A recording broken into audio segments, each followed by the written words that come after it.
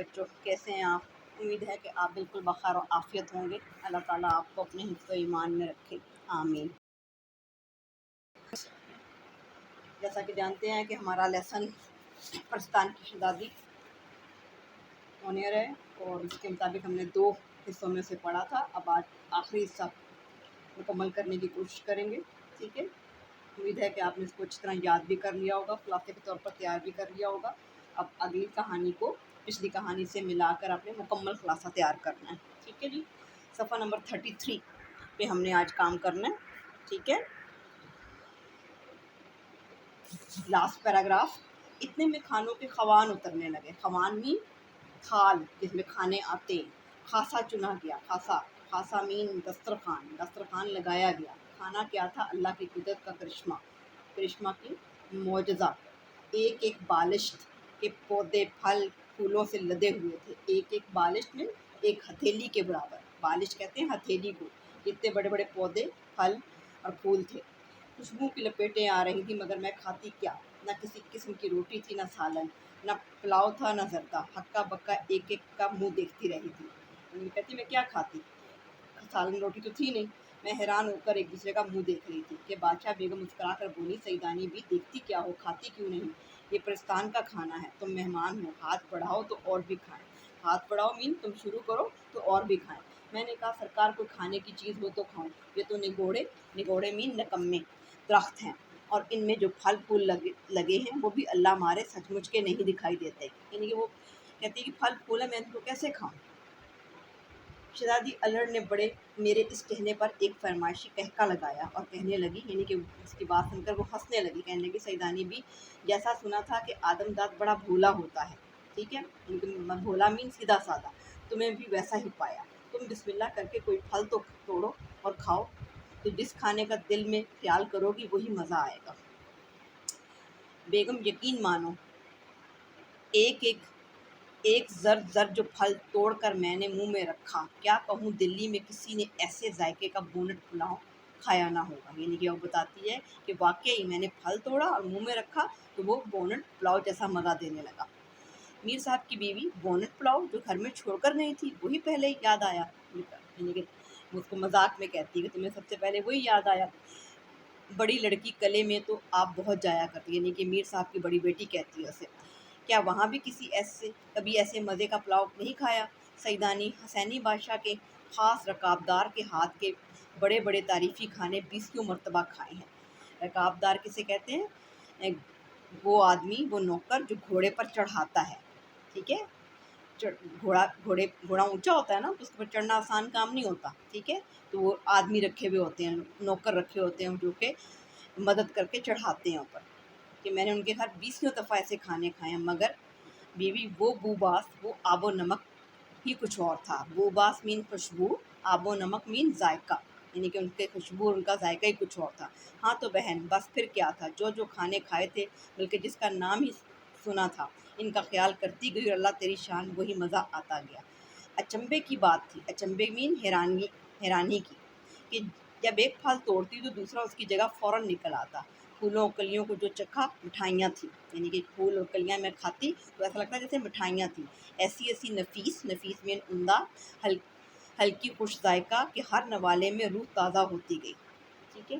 پیاس معلوم ہوئی تو پانی کا خیال آتے ہی یاقوت کا گلاس خود بخود آ کر منہ سے لگ گیا۔ یاقوت کا گلاس، اور ایسا حباب کہ باہر سے پانی چھم چھم کرتا دکھائی دی۔ حباب مین بلبلا، اس گلاس میں بلبلے اس طرح سے آتے تھے اور جیسے لگتا تھا باہر سے پانی گر رہا ہے جیسے۔ ڈر کے مارے میں نے زور سے ہونٹ بھی نہیں بھینچے مین دبائے، یعنی کہ مجھے ڈر تھا کہ یہ گلاس کس طرح سے ہے، کہیں مجھے لگ نہ جائے، کہیں کنارہ ٹوٹ کر منہ میں نہ چپ جائے۔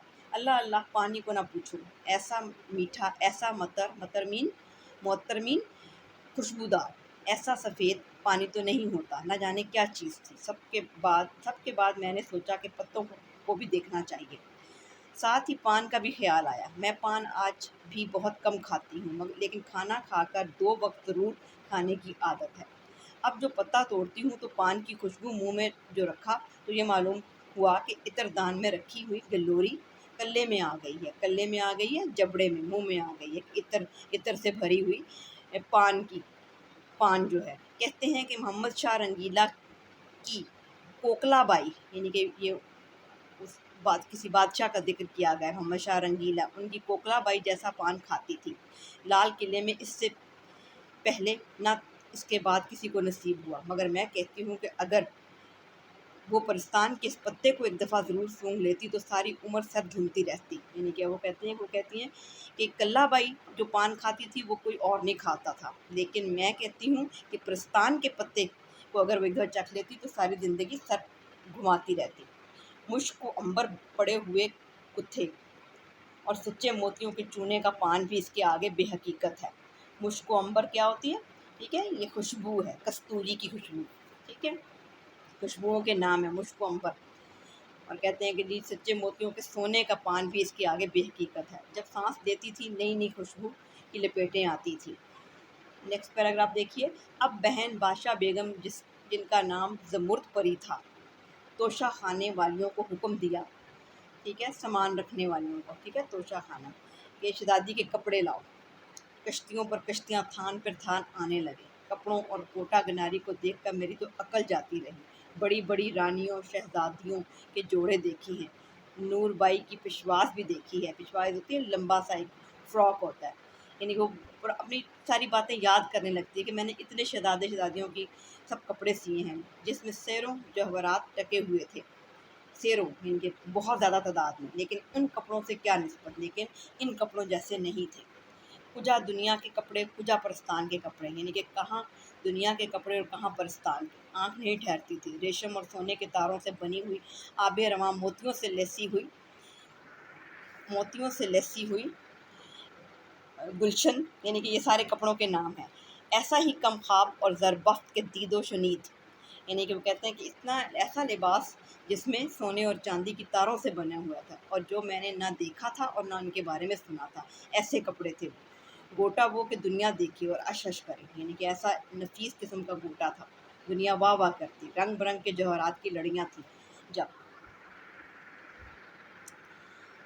جب سامان آ گیا، صفحہ نمبر 35 پہ چلیے، ٹھیک ہے، سامان آ گیا تو بادشاہ بیگم بولی، لو بھی سیدانی تم اپنا ہنر دکھاؤ، بہت تعریف تمہاری سنی ہے، ہم تو جب جانیں کہ پرستان میں بھی تمہارا نام ہو جائے۔ میں دل میں بہت پریشان ہوئی کہ یا اللہ میں یہاں کیا کاریگری دکھاؤں گی، کون سی وضع ٹانکوں کی ان کے لیے نہیں ہوں، مگر زبان سے کہا حضور اللہ مالک ہے، وہی آبرو رکھنے والا ہے، صبح ہونے دیجیے، جو کچھ بھی مجھے آتا ہے حاضر ہوں۔ وہ ہنس کر بولی، سیدانی بھی پرستان میں نہ دن ہوتا ہے نہ رات، ایک ہی موسم اور ایک ہی وقت رہتا ہے، تم جب چاہو کام شروع کر دو۔ میں نے تعجب سے عرض کیا، تو کیا یہاں لوگ سوتے نہیں؟ کہنے لگی، یہاں سونے کا کیا کام، نیند پرستان میں نہیں آتی، ہمارا مشغلہ تو آٹھوں پہر سیر سپاٹے ہیں، گھر پریاں ہیں، دریو ہیں، وہ اڑتے پھرتے رہتے ہیں، پرستان سے جی اکتایا تو دنیا والوں کے خوابوں میں چلے گئے، ٹھیک ہے، یعنی کہ ایک بات سمجھنے والی ہے اس میں کہ دن اور پریاں جو سی ہیں، ہم دنیا کے رہنے والے جو سے ہیں وہ ان کو خوابوں میں ہی دیکھ سکتے ہیں، تو وہ یہی کہتے ہیں کہ ہمارے لیے دن رات نہیں ہوتا۔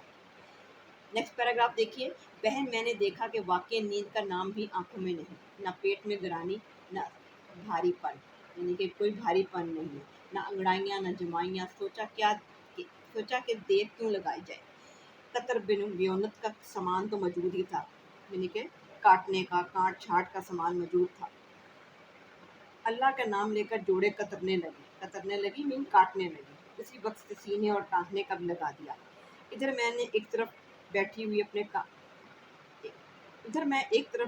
کام میں مصروف تھی، ادھر ناچنے گانے والی پریوں کے تخت اتر رہے تھے، ایک سے ایک طرح دار، مطلب ایک اچھی ناچنے والی، ایک سے ایک شوق، اپنے فن میں استاد، نہ کانوں نے کبھی ایسا گانا سنا تھا، نہ آنکھوں نے ایسے ناچ دیکھے تھے۔ آوازیں تھی کہ جیسے کوئلے مل کر پھونکے، ٹھیک ہے، پھونکنا مین بولنا، ناچ تھا کہ ہوا میں جیسے تتلیاں اڑ رہی ہیں۔ کیا پوچھتی ہو بیگم، خدا کی قدرت کا تماشا تھا، لیکن مجھے تو اپنی فکر تھی کہ کہیں جلدی کام نپٹے اور چھٹکارا پا کر گھر جاؤں، ذرا کی ذرا آنکھ اٹھا کر دیکھ لیتی اور اپنی سوئی چلانے لگتی۔ نیکسٹ پیراگراف، اس کی یہ آسان سا ہے، اس لیے وضاحت اتنی ضرورت نہیں ہے، یہ اب آپ خود بھی کر سکتے ہیں۔ اس کی کارسازی کے قربان، یعنی کہ یہ اللہ تعالیٰ کی تعریف کر رہی ہے کہ کیا دنیا بنائی ہے اس نے، صدقے مشکل کشا ہے، اور میں اس ذات کے صدقے جاؤں جو کہ سب کی مشکلیں حل کرتا ہے۔ عقل نے ایسا کام دیا اور پہلے ہی جوڑے میں واہ واہ ہو گئی، یعنی جو میں نے پہلا جوڑا بنایا اس پہ تعریف ہونے لگی۔ شہزادی کا چہرہ بھی خوشی کے مارے پھول کی طرح کھل گیا۔ اب کیا تھا، میرے ہاتھ پاؤں میں گھوڑے لگ گئے میں تیزی سے کام کرنے لگی۔ دونوں دنوں کا کام گھڑیوں میں ہونے لگا۔ کہانی بہت لمبی ہے، کہاں تک کہوں، جس کام کی آدمی دھن باندھ لے وہ ہی جاتا ہے۔ آخر سارے جوڑے سل بھی گئے اور ٹک بھی گئے، مطلب ٹانک دیے گئے۔ کتنے دن لگے یہ کون کہہ سکتا ہے، وہ وہاں دنوں کا حساب ہی نہیں تھا۔ ہاں، اگر یہاں اتنا کام کرتی تو خدا جھوٹ نہ بلوائے میرے اکیلے ہاتھ میں 1 سال سے کم نہ لگتا۔ اس عرصے میں ساری پریاں، خاص طور پر شہزادی، مجھ سے بہت محبت کرنے لگی تھی۔ خالہ سعیدانی کہتے کہتے اس کا منہ سوکھتا تھا۔ گھنٹوں میرے پاس بیٹھی رہتی، مجھ کو سوئی چلاتے دیکھتی رہتی۔ تم جانو، پاس رہے کا بڑا اثر ہوتا ہے۔ مجھے بھی اس کی بھولی بھالی شکل پر پیار آتا تھا، مگر دل کو کیا کرتی، یہ نگوڑا تو یہاں پڑا ہوا تھا، یعنی کہ مجھے تو اپنے وطن جانے کی پڑی ہوئی تھی۔ ٹھیک ہے، گھر کی یاد چین نہیں لینے دیتی تھی۔ ہائے اپنا کھنڈیالہ پرستان میں بھی نہیں بھولا۔ کھنڈیالہ مین جھونپڑا، ٹھیک ہے، میں کہتی مجھے اپنا جھونپڑا جو دنیا میں تھا میرے، وہ مجھے نہیں بھول رہا تھا۔ نیکسٹ پیراگراف دیکھیے۔ آخر جب کام ذرا ان کی مرضی کے مطابق ہو گیا تو میں نے کہا حضور خدا نے مجھے سرخرو کیا، مجھے کہنے کہ مجھے کامیاب کر دیا ہے، مولا نے میری آبرو رکھ لی ہے۔ آبرو مین عزت۔ سرکار کی شہزادی کی شادی اور شہزادی کو یہ جوڑے پہننے مبارک ہوں۔ اب لونڈی کو رخصت کیجیے۔ لونڈی مین خادمہ، اپنے آپ کو خادمہ کہتی ہے، نوکر کہہ رہی۔ بادشاہ بیگم بولی سعیدانی بیبی، ہمارا جی چاہتا ہے کہ شہزادی کی شادی دیکھ کر جاؤ۔ سچ کہوں میرا جی بھر آیا، یعنی کہ دل کیا میرا، مگر سوچا کہ سعیدانی دیوانی ہوئی ہے، تو خاکی یہ آتشی، یعنی کہ وہ سوچ میں کہتی ہے کہ میں تو ایک انسان ہوں اور آپ لوگ بنے ہو آگ سے، ٹھیک ہے، زیادہ میل اچھا نہیں، اس لیے یعنی کہ ہم دونوں کی زیادہ ملاقات اچھی نہیں ہے۔ ذرا سی دیر میں بگڑ بیٹھی تو جلا کر خاک کر دیں گے، یعنی کہ میرے منہ سے کچھ نکل جائے، کوئی بات ہو جائے تو یہ مجھے جلا دیں گے۔ بھاڑ میں جائے پرستان اور پرستان کی شہزادی۔ ٹھیک ہے، نیکسٹ پیراگراف، نیکسٹ پیج۔ اپنے گھر چل اور ہاتھ جوڑ کر عرض کیا، شہزادی کی شادی آپ کو جم نصیب ہو، یعنی کہ بار بار نصیب ہو، منت سماجت کی، مجھے تو جانے دیجیے۔ یہ سن کر شہزادی کی آنکھوں میں آنسو بھر آئے، یعنی کہ شہزادی اس سے اٹیچ ہو گئی تھی، رونے لگی۔ وہ بولی سعیدانی بھی تم کیوں جاتی ہو، تمہارا دل ٹوٹتا ہے، نہ جاؤ، ہمارا دل ٹوٹتا ہے، یعنی کہ ہم روئیں گے، نہ جاؤ۔ میرے کلیجے پر چوٹ سی لگی، بڑی مشکل سے اپنے آپ کو سنبھال کر بولی سعیدانی تم پر واری، بیوی تم اپنا جی بھاری نہ کرو، تم بلاؤ گی تو 100 دفعہ آؤں گی، ایک کی دنیا نہیں چھوٹ سکتی، یعنی کہ تم جب مجھے تمہاری شادی ہوگی تم بلانا، میں آ جاؤں گی۔ مٹی میں خوش رہتی ہے، یعنی کہ ہم خاکی لوگ ہیں، ہم وہیں خوش رہتے ہیں، اس لیے مجھے جانے دو۔ شہزادی تو کچھ خفا اور کچھ روحکتی سی ہو گئی، مین کے رونے والی ہو گئی اور اٹھ کر چلی گئی۔ بادشاہ بیگم بولی اچھا بھی سعیدانی تمہاری مرضی، جاؤ خدا حافظ، اور اسی کلموہے بکر گدھے کو حکم دیا کہ سعیدانی کو ان کے گھر پہنچا دے۔ ٹھیک ہے، خبردار جو راستے میں کسی قسم کی شرارت کی، اور دیکھو جو انعام و اکرام سعیدانی بیگ کو بادشاہ نے دیا ہے وہ سب پالکی میں رکھ دے گا۔ ٹھیک ہے، یعنی کہ اس کو وہ جو لے کر آیا تھا اسی کو کہتی ہیں۔ نیکسٹ پیراگراف دیکھیے۔ دل میں خوش اور ظاہر میں بدصورتی ہوئی، سب سے رخصت ہوئی، یعنی کہ دل میں تو خوش تھی کہ میں اپنے وطن جا رہی ہوں، لیکن ان کو دکھانے کے لیے میں نے روتی شکل بنائی ہوئی تھی۔ وہی پریزاد جو مجھے پالکی سے اتار کر لائی تھی ساتھ لے کر چلی۔ پھاٹک کے باہر پالکی موجود تھی اور مردوں کی سی وضع کا آدمی پاس کھڑا تھا، یعنی کہ مرد لگ رہا تھا۔ میں پالکی میں بیٹھی اور دم کے دم میں پالکی ہوا سے باتیں کرنے لگی، یعنی کہ تیز چلنے لگی۔ پالکی میں بیٹھ کر میں نے ادھر ادھر دیکھا کہ وہ جو پرستان کے بادشاہ نے انعام و اکرام دیا ہے کہاں ہے، اندھیرے میں کہاں کیا نظر آتا۔ ہاتھوں سے ٹٹولنا شروع کر دیا، ایک کونے میں تلاش کرنا شروع کر دیا، یعنی ایک کونے میں بہت سے کنکر پتھر معلوم ہوئے، چل گئی کہ موئے جنات تھے نا، یہاں بھی دگا دیا، یعنی کہ ان کو کوسنے لگتی ہے کہ یہ جن تھے اس لیے دھوکہ دیا انہوں نے، مجھے دگا دیا، دھوکہ دیا، یہ ان کے گھر کے انعام و اکرام ہے۔ خیر جان بچی لاکھوں پائے، خیریت سے گھر پہنچ جاؤں تو جانوں بڑا انعام پایا، اور چپکے ایک ایک کر کے کنکر اور پتھر پردے کی جھری میں سے پھینکنے شروع کر دیے۔ قاعدہ ہے کہ خوشی میں راستہ جلدی کٹ جاتا ہے، یعنی کہ یہ حقیقت ہے کہ راستہ جو ہے جب آپ خوش ہوتے ہیں تو جلدی کٹتا ہے۔ آنکھ بند کرتے میں گھر آ گیا، میں گھر آ گیا۔ ڈیوڑی میں پالکی رکھی گئی، چراغ جل رہا تھا، پردہ جو الٹا اور چراغ کی جوت جو پڑی کیا دیکھتی ہوں، جنہیں میں کنکر پتھر سمجھ رہی تھی جواہرات ہیں۔ یعنی کہ جیسے اس نے پردہ اٹھایا اور جو روشنی میں اسے جو نظر آئے تو جو یعنی کہ میں نے جو کنکر اور پتھر سمجھے تھے وہ کیا تھے، جواہرات تھے۔ بڑے بڑے تو میں نے سب پھینک دیے، وہ 4 ننھے ننھے سے باقی تھے۔ سر پیٹ لیا کہ اتنی دولت کھوئی، نگوڑی پھینکنے کی کیا ضرورت ہے، یعنی کہ اپنے آپ کو کوسنے لگتی ہے کہ یہ میں نے کیا کیا، وہ تو جواہرات تھے، میں ان کو پھینک آئی۔ ایسا ہی تھا تو گھر آ کر پھینک دیتی، لیکن بہن تقدیر کی کھوٹ کہاں جاتی ہے، یعنی کہ میری بدقسمتی سی ہے، نصیب تو پھر پتھر بھی نہ تھے، ہیرے لال زمرد کیوں ملتے۔ ایک ایک پیر من کا بھر کا ہو گیا، یعنی کہ وہ بیچاری اپسٹ ہو گئی بڑی زیادہ کہ یہ کیا کیا میں نے۔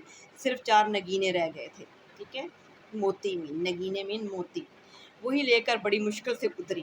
گھر میں جو پہنچی تو بونٹ پلاؤ جیسے چھوڑ کر گئی تھی ویسے ہی دم پر لگا ہوا تھا۔ بڑی بی پکانے والی مغرب کی نماز پڑھ کر دعا مانگ رہی تھی۔ دعا مانگ چکی تو انہوں نے پوچھا، بیگم کیا راستے میں سے الٹے پاؤں آ گئی ہو، خیر تو ہے؟ میں نے دل میں کہا، لیجیے، یک نہ شد دو شد، یعنی کہ ایک کے بجائے 2۔